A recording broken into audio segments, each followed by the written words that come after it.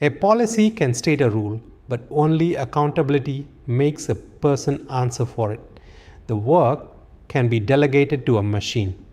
The answer for the work cannot. So the enterprise has to decide in advance who answers. This layer does two distinct things, easy to blur. Decision rights settle who may act, who can approve a system to go live, who can widen its authority, who can sign off that its error rate is acceptable, who can halt it. Accountability settles who answers, whose name is on the outcome, who explains it to a customer, a board, or a regulator. A team may hold the right to deploy a low consequence agent while accountability still rolls up to a named executive. Confuse the two and you get the common failure where many people can say yes and no one has to answer, or its mirror, where one person is accountable for systems they were never given the authority to control. For agentic systems, the assignment has to be specific because the decisions are. Someone owns each system in operation close enough to see how it behaves day to day.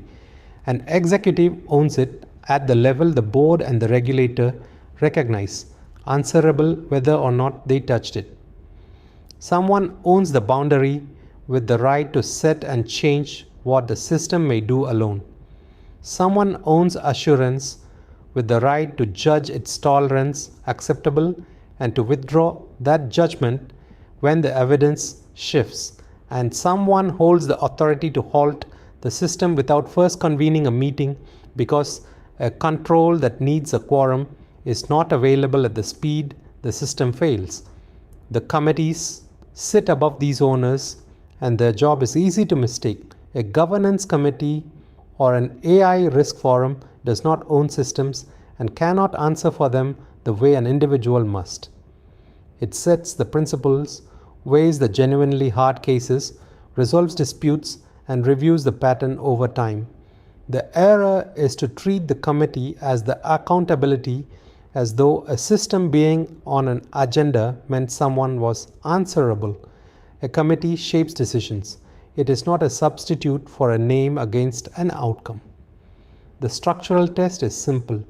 For any agent in production, can the enterprise name the person who owns its outcome, the person who can stop it, and the body that set its terms? If yes, this layer exists. If not, systems are acting in its name with no one positioned to answer. Everything built so far can still fail in a quiet way. The principles are set, the policies bite, the owners are named, and yet the whole arrangement can rest on a few people remembering to run it. An owner moves on, a review is skipped under pressure, a policy is updated but never recirculated, and governance that looks solid hollows out with no single visible failure. What keeps the stack standing when attention drifts is a management system. The discipline that makes governance a process the organization runs, not a state it once achieved. This is the same idea behind the management system standards an enterprise may already hold for quality or information security, now turned on AI. One recognized form is the AI Management System Standard ISO/IEC 42001, but the discipline matters more than the label. A management system does not govern any single decision. It governs the governing. It requires a stated policy, assigned roles, a cycle of assessing risk and acting on it, records that the cycle ran, and a way to improve it when it falls short. Its real value is that it converts a claim into something you can show. We govern our AI well is an assertion. A documented cycle an independent party can inspect. Here is the policy, here are the assessments, here is what we changed, here is who signed it, is evidence. That is why these systems can be certified and why a certificate may carry more weight with a board or a regulator than the enterprise's own assurance about itself. One caution: a management system can become its own theater. The certificate held, the binders kept, the meetings run, and the agents govern poorly because the system audits its own paperwork rather than the behavior of the systems. It is worth most when its cycle reaches down into the stack and tests whether the policies actually bind, the owners actually own, the runtime controls actually hold, and the evidence is drawn from running systems rather than documents about them. The whole descent points to one conclusion: governance is only real where it is built into the system.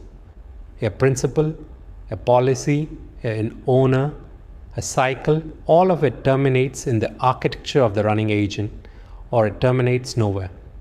A boundary that lives only in a policy is a wish. The same boundary built into the system that runs the agent is a fact. If the model use rule is to mean anything, the architecture has to refuse a disallowed model. If the data classification rule is to hold, the system has to be unable to reach data it was not cleared for, not merely instructed not to. If the automation authority limit is real, the agent's permissions, tools, and actions have to be technically bounded, so a step beyond its authority is simply not available to it. Governance that depends on the agent choosing to comply is not governance. It is hope with documentation. And there is a sequencing lesson enterprises learn expensively if they learn it late. Governance built in from the design of a system is cheaper, stronger, and quieter than governance bolted on after it is live. Retrofitting a boundary into a system architected without one is slow and partial, and it tends to arrive only after an incident has shown it was missing. Treat the controls as part of the build, designed alongside the capability, not added once the capability is in production. That closes the module where it began. Governance is only real when it runs, and a control stack you can show is worth more than a policy you can cite. The operating model decides who governs. The stack descends from principle to enforcement, and the test of all of it is whether in the running system the agent can do only what the enterprise has actually allowed, and the enterprise can show at any moment that this is so. What we have built is the structure that makes that possible. Whether it holds once running and once tested by an auditor is the work of the modules that follow. 7 moves to carry from this module. Set the principles and risk appetite, the thing every exception is argued against. Write policy that bites, a few testable rules tied to real decisions. Assign accountability and decision rights. Name who owns the outcome, who can stop it, and the body that set the terms. Govern the life cycle, catching each system where decisions are still cheap. Produce assurance and evidence as the system runs, not afterward. Enforce at runtime where governance becomes something the system does. And hold the stack together as a management system that survives the loss of any individual. Governance is only real when it runs.